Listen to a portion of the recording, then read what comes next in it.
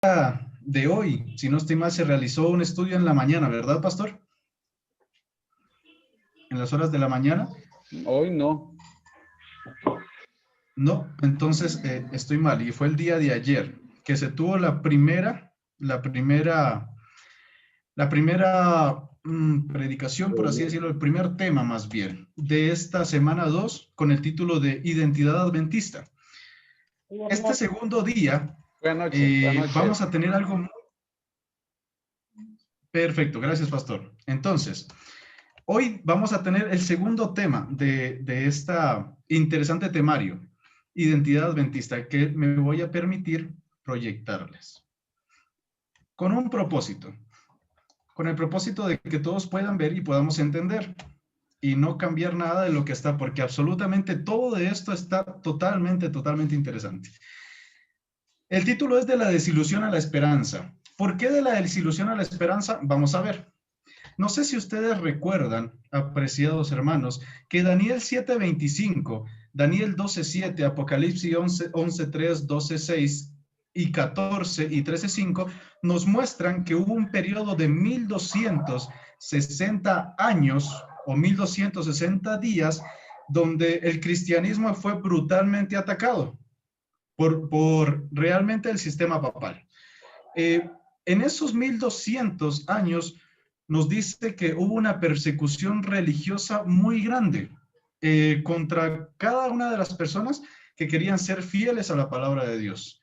Se dio una persecución. Vamos a leer algunos de los textos. Los invito, por favor, a que podamos leer Daniel 7:25, dentro de los cuales es uno de los más claves. Daniel 7:25. Y nos dice la palabra del Señor lo siguiente. En este periodo de los 1260 años o días, iba a pasar esto, según Daniel 7:25, y hablará palabras contra el Altísimo, y a los santos del Altísimo quebrantará. Este sistema que gobernó durante estos 1260 años iba a hacer esto. Quebrantará a los santos del Altísimo y pensará en cambiar los tiempos y la ley, y serán entregados en su mano hasta tiempos y medio tiempo. Perfecto. Este periodo de oscurantismo comenzó en el año 538. En el año 538, no olviden esa fecha, año 538, y duró hasta el año 1798. Hay en la Biblia, lo cual les invito a ustedes a estudiar, que no lo voy a tocar en este momento porque quiero tocar algo mucho más grande, que son las 2300 tardes y mañanas, que es el periodo del cual nos habla netamente del tema de esta noche. Recordemos el título, de la desilusión a la esperanza. ¿Por qué fue la desilusión? ¿De quién fue la desilusión? ¿Y por qué realmente llegó a la esperanza? ¿O en qué nosotros estamos esperanzados en este momento? Bien, perfecto. Entonces, teniendo en cuenta estos 1260 años, ¿por qué es importante? Por lo que viene a continuación. Después de este periodo, al terminar en 1798, sucedió algo. Personas de varios continentes comenzaron a estudiar las Sagradas Escrituras y especialmente profecías. ¿Y saben en cuál texto se centraron estas personas? Los invito a leer Daniel, en el mismo libro en el que estamos en este momento, capítulo 12, versículo 4.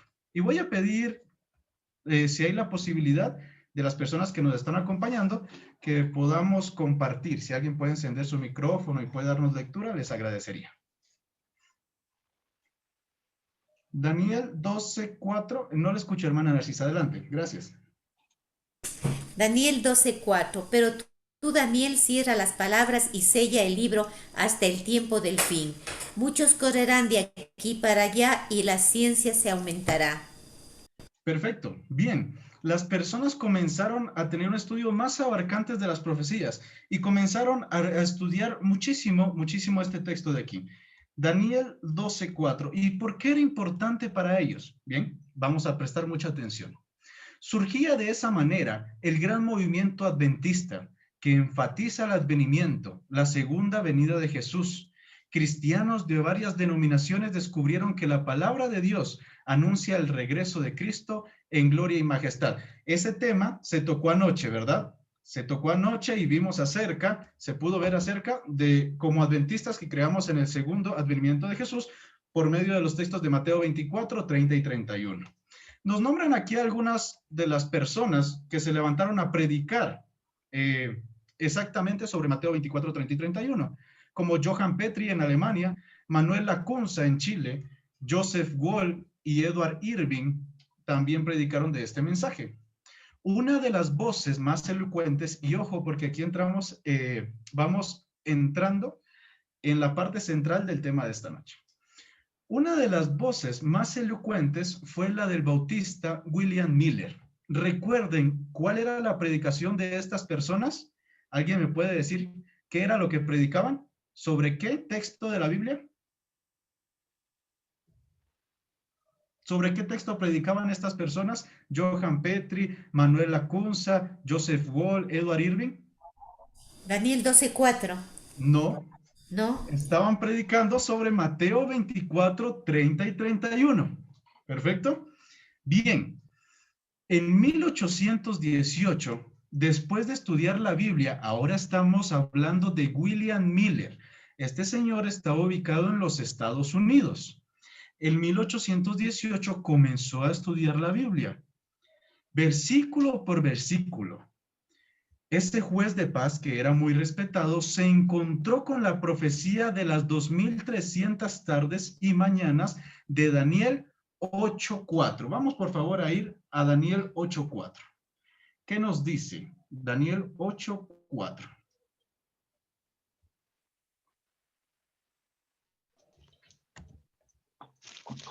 La palabra de Dios, en Daniel 8:4 dice, vi que el carnero hería con los cuernos. Perdón, hermano, está equivocado aquí, es Daniel 8:14. Muchas gracias, hermano Miguel, discúlpeme.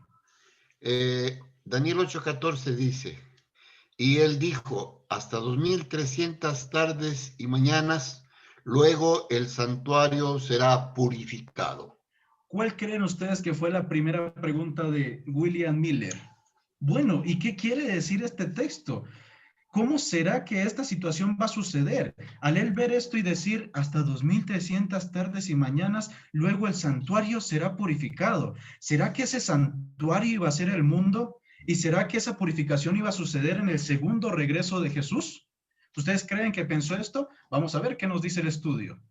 Entendió, así como los comentaristas bíblicos de su época, William Miller, que se trataba de una profecía de tiempo, equivalente a un periodo de 2300 años. O sea que los 2300 tardes y mañanas eran 2300 años, que iniciaría con la orden para la reconstrucción del templo. ¿Alguien recuerda quizás dónde se encuentra el inicio o en qué parte de la Biblia podemos ver que el inicio de la profecía es en la reconstrucción de Jerusalén? ¿Alguien recuerda?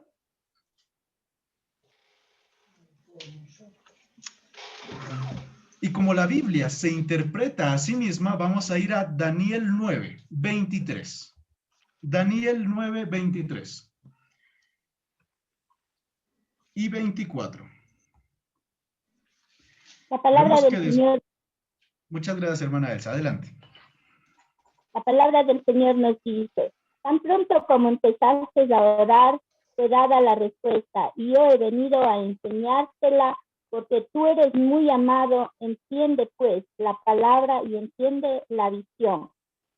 70 semanas están cortadas para tu pueblo y tu santa ciudad para acabar la prevaricación, poner fin al pecado, expiar la iniquidad, traer la justicia de los siglos, sellar la visión y la profecía y ungir el santo de los santos. Por favor, un versículo más, hermana Elsa. Muchísimas gracias. El 25. Sí, por favor. Conoce y entiende que desde que salga la orden de restaurar y reedificar a Jerusalén hasta el Mesías príncipe, habrá 7 semanas más, 62 semanas. La plaza y la muralla se reedificarán en tiempos angustiosos.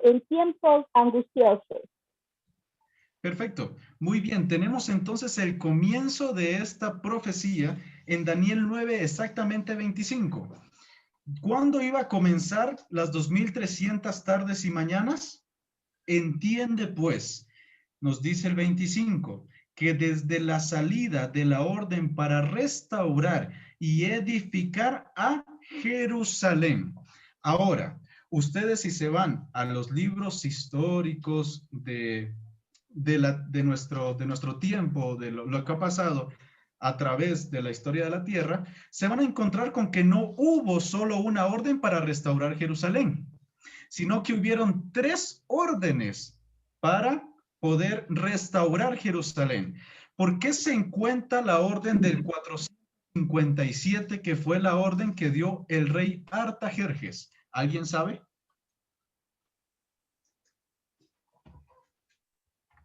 ¿Alguien sabe? Quizás alguien que desee participar. ¿Por qué se toma entonces el año de 457? Perfecto, es sencillo, porque aunque los otros dos decretos que fueron anunciados antes del 457 se dieron, no se cumplieron en su totalidad o en su cabalidad. En el año 457 se cumple el decreto. A nivel de toda Jerusalén se pasa lo que dice el versículo, se edifica y se restaura Jerusalén en todo ámbito por medio del rey Artajerjes. Bien. En ese año 457 comienza, y si nosotros tomamos en consideración, se extiende hasta el año de 1844, aunque los primeros cálculos dados por William Miller en los Estados Unidos lo llevaron hasta el año de 1843. Había una falla en su profecía. Así que él volvió a calcular la situación y llegó hasta octubre de 1844. 2.300 tardes y mañanas que comenzaban en el año 457, y me voy a permitir, no sé si ustedes me confirman, si ven por favor la imagen que está en sus pantallas. ¿Sí? ¿Sí la pueden ver? Sí, claro. No, hay que dejar de compartir para volverle a poner. Ok, perfecto. Entonces, vamos aquí a colocarle nuevamente. Esta de aquí. Perfecto. Ahora sí, ¿verdad? Oh, ahí Sí. es. Perfecto. Entonces ahí tenemos un breve resumen de las 2.300 tardes y mañanas. Tenemos cuando se comienza a edificar, a restaurar Jerusalén en el año 457 con el decreto del rey Artajerjes, y las 2.300 tardes y mañanas que nos llegan hasta octubre del año de 1844. Perfecto. Exactamente eso. No tomen en consideración, por favor, la profecía de las 70 semanas que ustedes ven allí, la que dice 490 años, aunque hacen parte de las 2.300 tardes y mañanas, Claro. no hacen parte del estudio de esta noche. Entonces, para no meterme hasta allá, voy a pedirles que por favor vean, como el ángel le decía a Daniel, la visión, la gran visión, ¿no? La parte grande de la visión. Entonces, estamos estudiando en esta noche las 2.300 tardes y mañana, que su comienzo del 457 y su terminación es en el año de 1844. ¿Qué era lo que estudiaba Miller entonces? Miller decía, y voy a permitirme nuevamente proyectarles a ustedes esto de aquí. Volvamos a Daniel 8:14. Daniel no. William Miller lo que predicaba o lo que estaba estudiando en ese momento, recordando el texto de Daniel 8:14 que nos dice hasta 2.300 tardes y mañanas y el santuario será purificado. Él pensaba y decía, interesante, va a suceder algo al final de estas 2.300 tardes y mañanas. Y comenzó a investigar y a estudiar y se dio cuenta, o él pensó más bien, que el santuario era la tierra. Vamos a ir a 2 de Pedro, capítulo 3 y versículo 7. 2 de Pedro, capítulo 3, versículo 7. ¿Alguien quizás me puede ayudar con la lectura, por favor? Pedro 3:7, dijo. 2 de Pedro, capítulo 3, versículo 7. La palabra de Dios dice, pero los cielos y la tierra que existen ahora están reservados por la misma palabra, guardados para el fuego en el día del juicio y de la perdición de los hombres impíos. Amén. Muchísimas gracias. Entonces, el pensamiento de William Miller, ¿cuál creen que fue? Ahí lo tenemos claro en el estudio de esta noche. Ellos entendían que la purificación del santuario anunciada en Daniel 8:14 se refería a la purificación de la tierra con el fuego de Dios manifestada en 2 de Pedro, capítulo 3, versículo 7. Les pregunto, hermanos, ¿esto era cierto o es incorrecto? ¿Correcto o era incorrecto? Incorrecto. Era incorrecto, totalmente. Nos sigue diciendo el estudio. De esa manera, esperaban la segunda venida de Cristo para el año de 1843 en sus primeros cálculos. Después, al rediseñar sus cálculos y le rehicieron sus cálculos para llegar al 22 de octubre de 1844. Y esto, hermanos y amigos, se titula o se le llama el Gran Chasco. ¿Por qué fue el Gran Chasco? Hermano, ayúdeme. Porque ellos esperaban en 1844 la segunda venida de Cristo. E inclusive ellos salieron, muchos a esperar. Y esperaron, pasaron toda la noche en oración, pero no se dio. Entonces fue una desilusión para muchos que posteriormente empezaron a dividirse entre ellos. ¿Sí? Ahora, muchas gracias, hermano Miguel. Muchísimas gracias. Lo interesante de esto y el gran chasco que se dio es por una situación en especial.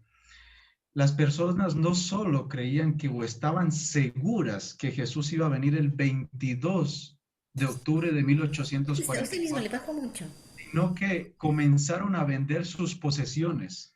Prácticamente ellos se alistaron totalmente para la venida de Jesús. Llegó el 22 de octubre, pasó las horas, Jesús nunca llegó. Después de este gran chasco, un pequeño grupo de piadosos se sumergió en el estudio de las Sagradas Escrituras. La profecía de tiempo estaba correcta, pero ¿qué podían decir del evento? La pregunta aquí es, hermanos, ¿en qué se equivocaron ellos? ¿En qué se equivocaron ellos? Hermana Narcisa, quizás. Yo diría, primeramente, se olvidaron un texto importante, que nadie sabe el día ni la hora en que el Señor vendrá, ni siquiera su Hijo, solamente el Padre. Y eso era suficiente para ellos no entrar en esa concepción. Perfecto. ¿Qué pensamos, hermano Marcelo? Realmente ellos cometieron un error porque pensaban que era ya el tiempo del juicio, pero en realidad lo que estaba sucediendo es que Jesús estaba pasando del lugar santo al lugar santísimo. No sé si estoy en lo correcto. Perfecto. Bien, ahora vamos para allá y es interesante. Vamos a regresar un ratito a Daniel 8:14, ¿bien? La mascarilla, ma. Vamos a regresar un ratito a Daniel 8:14 porque hay algo interesante. Y ya fue algo muy, muy interesante lo que acaba de tocar el hermano Marcelo.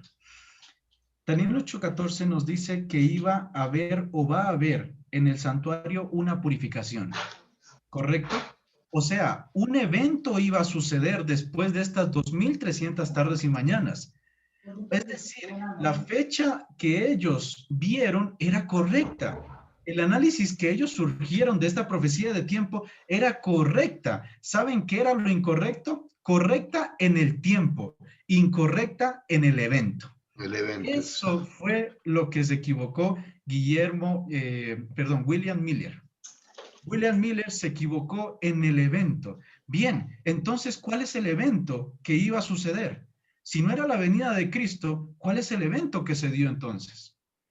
Perfecto, vamos a ir por favor a Apocalipsis 14:6 y Daniel 7:9 al 14.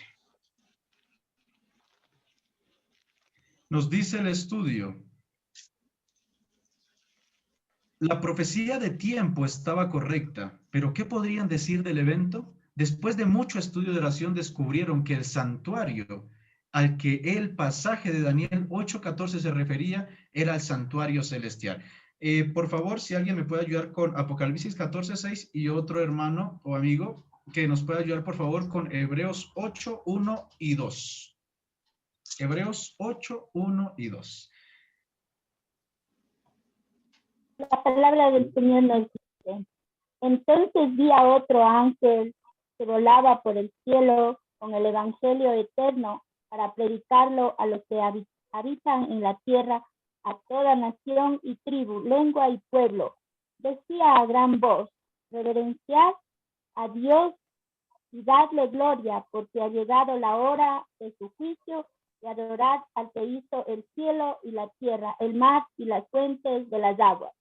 Perfecto. Este es el mensaje, este es el evento que iba a ocurrir desde ese momento. La hora de su juicio ha llegado.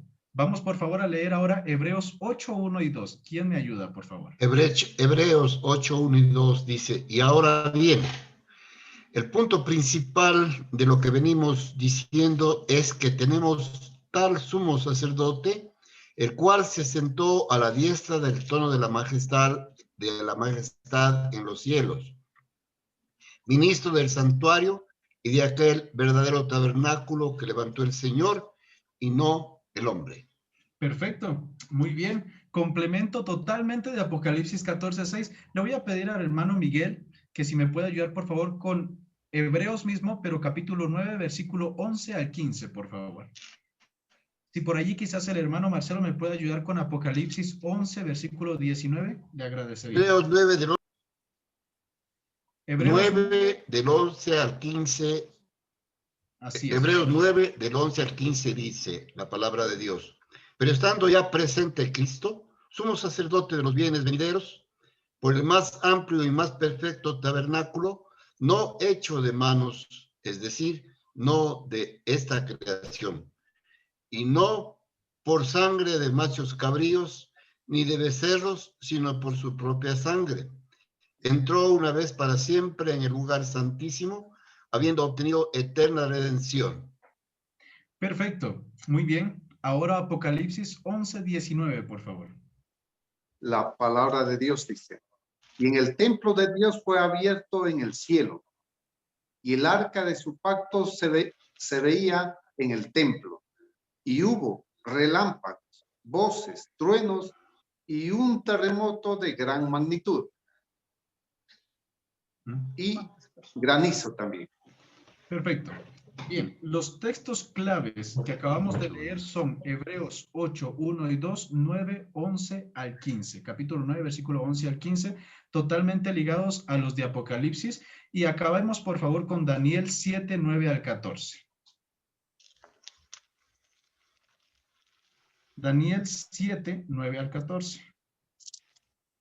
La palabra del Señor nos dice: mientras yo miraba, fueron puestos tronos, y un anciano de muchos días se sentó. Su vestido era blanco como la nieve, y el cabello de su cabeza como la lana pura. Su trono llama de fuego, y sus ruedas fuego ardiente. Un río de fuego salía delante de él. Miles de millares le servían, y millones de millones asistían ante el tribunal. Se sentó en juicio, y los libros fueron abiertos. Perfecto, muy bien. Por favor, hasta el 14. Muchísimas gracias. Entonces miré, a causa de las palabras tan arrogantes que hablaba el cuerno, miré hasta que mataron a la bestia, y su cuerpo fue deshecho y entregado para ser quemado en el fuego. A las otras bestias se les había quitado su poder, aunque se les concedió una prolongación de vida hasta cierto tiempo. Seguí mirando en la visión nocturna y vi que las nubes del cielo venían como un hijo de hombre. Llegó hasta el anciano de días y fue llevado ante él. Y le fue dado dominio y gloria, reino, y todos los pueblos, naciones y lenguas le sirvieron. Su dominio es eterno, que nunca pasará, y su reino nunca será destruido. Amén.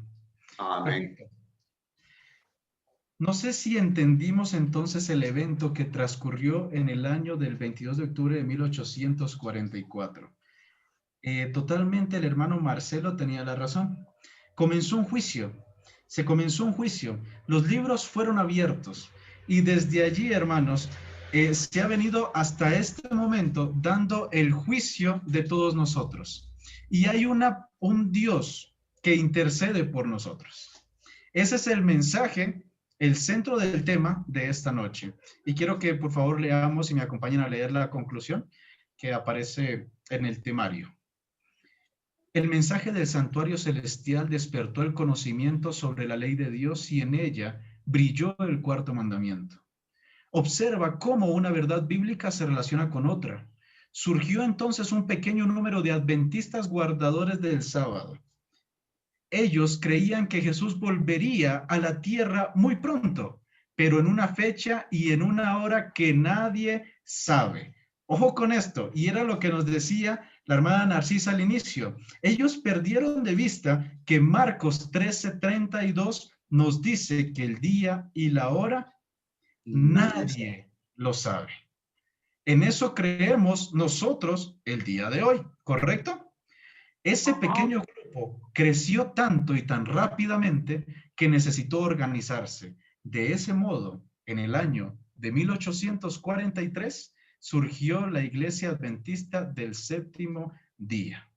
Interesante la historia de cómo surgió la Iglesia Adventista del Séptimo Día, ¿verdad? Ahora los quiero llevar a pensar nuevamente en el título de esta noche, del tema de esta noche. De la desilusión a la esperanza. ¿Cuál fue la desilusión que se llevó William Miller en ese tiempo? El gran chasco. No, el evento que ellos pensaban, de acuerdo al estudio que hicieron, no se dio, porque ellos pensaron que Cristo venía a esta fecha. ¿Sí? Pero ¿con qué se lograron encontrar? ¿Cuál fue la esperanza con la que se encontraron ellos después de ese gran chasco? Ellos prácticamente después de un estudio profundo que hicieron, se dieron cuenta que había un evento muy maravilloso, que Cristo entró a la purificación del santuario celestial, donde prácticamente se dejó la sangre de toros y de los machos cabríos y las cenizas de los becerros rociados, es decir, ya se terminó de hacer los sacrificios en la tierra y pasó al cielo, ¿sí? Así es que ellos después del estudio se dieron cuenta del día sábado como un punto primordial de la palabra de Dios. Y de allí prácticamente pasaron, no todos ellos, porque hubo también una cierta discordia entre ellos. Unos siguieron con el grupo de los milenistas y otros prácticamente formaron la iglesia adventista. Una pregunta, hermano. Elena de White fue parte de este evento en donde se estudia la profundidad del día sábado e inicia la iglesia adventista pasando al día de adoración, al día sábado, ¿sí? Claro.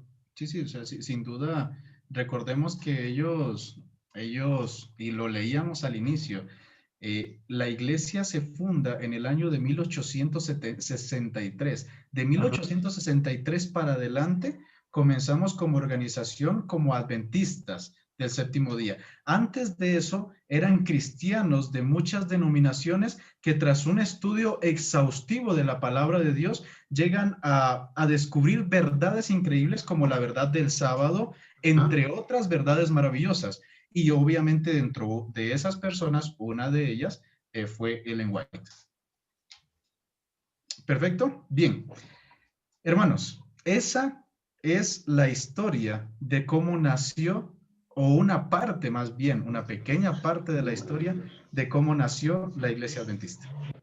De la desilusión a la esperanza. Esperanza que les recuerdo, hoy nosotros tenemos vigente.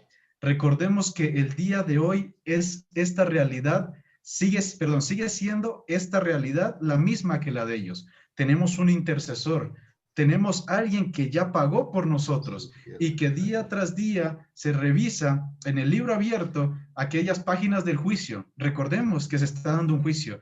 Recordemos que nosotros, si nos presentamos como nosotros delante de ese juicio, nunca vamos a pasar. Se nos va a hallar como faltos y como culpables. Recordemos y tengamos siempre delante de nosotros a Jesús como nuestro guía, a Jesús como nuestro representante, para que cuando el Padre llame por nuestro nombre, no se presente el nombre de Quique, no se presente el nombre de Narcisa, ni de Elsa, ni de Miguel, sino que Jesús pase adelante y le diga al Padre, este es mi hijo, él me aceptó, yo estoy en representación de él. Y podemos ser aceptos en el Padre. Que Dios les bendiga, hermanos. Que Dios nos dé la fortaleza para día tras día agarrarnos de ese sacrificio hermoso que hizo Jesús por nosotros y de la esperanza que tenemos, que Él por segunda vez volverá por todos sus hijos. Que Dios les bendiga. Amén. Gracias, mi apreciado hermano Quique. En esta noche, bueno, yo estoy aquí por el celular, estamos todavía camino para Cuenca, hoy paramos a dormir en algún lugar, acá donde familiares. Estamos, hermanos queridos, contentos porque cada noche vamos avanzando. Y este tema pues continuará. Recuerde, son 49 noches y estamos de la número 9. Vamos a pedirle a mi hermano Quique que nos ayude cerrando también con la oración. Hermano Quique, una preguntita antes, una pregunta. ¿Sí? Este evento también se presenta maravillosamente en el libro El conflicto de los siglos, ¿verdad? Así es, totalmente. Lo amplifica de una manera increíble. Hermanito Quique, solo una consulta. Entonces, nuestro Señor Jesucristo pasa como sumo sacerdote del lugar santo al lugar santísimo. Como sacerdote. Así es. Ya, entonces podríamos decir que desde el año de 1844, nuestro Señor Jesucristo está haciendo expiación de pecados. Está tratando de, bueno, está intercediendo por cada uno de nosotros, ¿no es cierto? Sí. Los que obviamente tenemos que también tener en cuenta de que Jesús intercede, quisiera Jesús estar ahí enfrente de todo el mundo, ¿no?